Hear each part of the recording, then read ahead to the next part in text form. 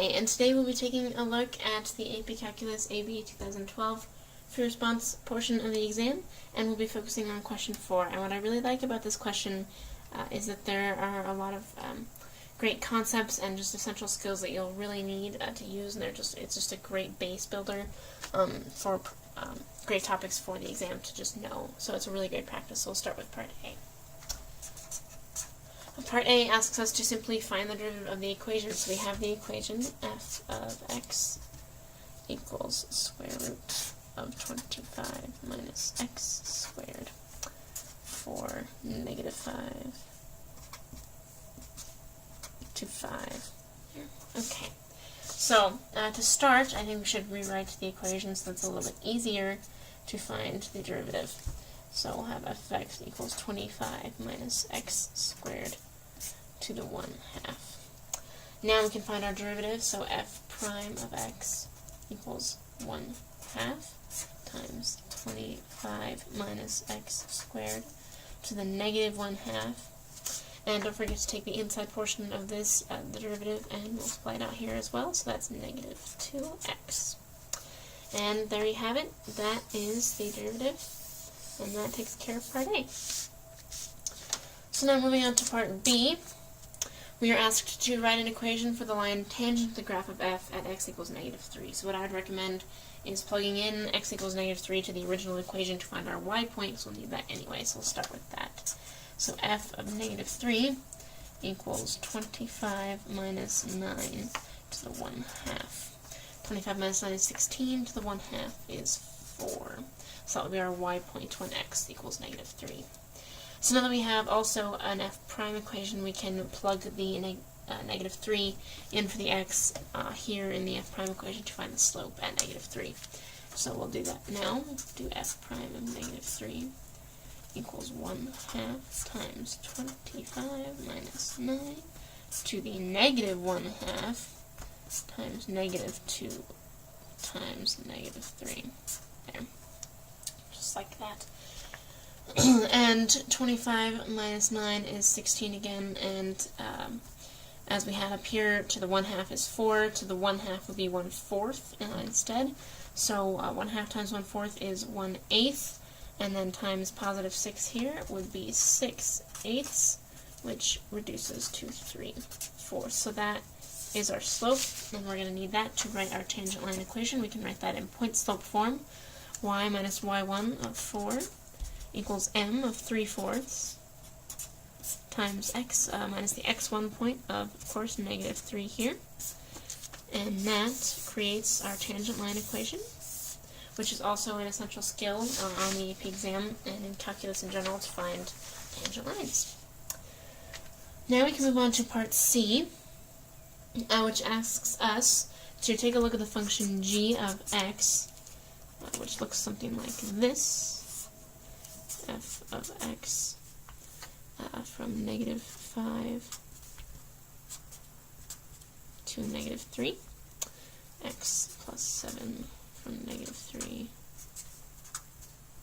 to 5. Okay, and we are asked to see if g is continuous at the point x equals 3, and utilize the definition of continuity to explain our answer here. So part of the definition of continuity is taking a look at one-sided limits. So we'll start with the limit as x approaches negative 3 from the left, which would be this top equation here. So f of negative 3, as we observed up here, is 4. So there's that. And the limit of x as x approaches negative 3 from the right is the bottom equation, which is negative 3 plus 7, which also equals 4. So we can conclude that yes, g of x is continuous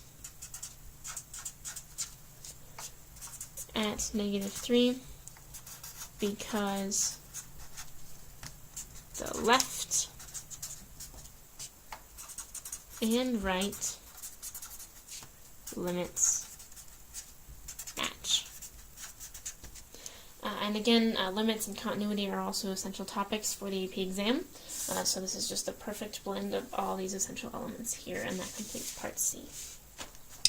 So now we can finally move on to part D, which is to find the value of the integral, which is also another huge skill, from 0 to 5 of that original equation there. We'll have x times the square root of 25 minus x squared. And we'll have to do some u substitution here, but we can definitely handle that, and it's, again, a great skill to have and know. So we'll start with our u, which is this inside function here, 25 minus x squared. We will have dx as, oh, excuse me, sorry, du should be negative 2x dx, there we go, which leaves dx, as we need up here, negative 1/2 x du. Okay, so now we can find our new limits here. So we'll plug these regular limits into the u equation to find our u limits. So as we plug 0 in here, we'll have 25 minus 0 is 25 on the bottom there. And as we plug 5 in here, we will have 0 on top. 25 minus 25 is 0. So then that leaves us with x, which is square root of u.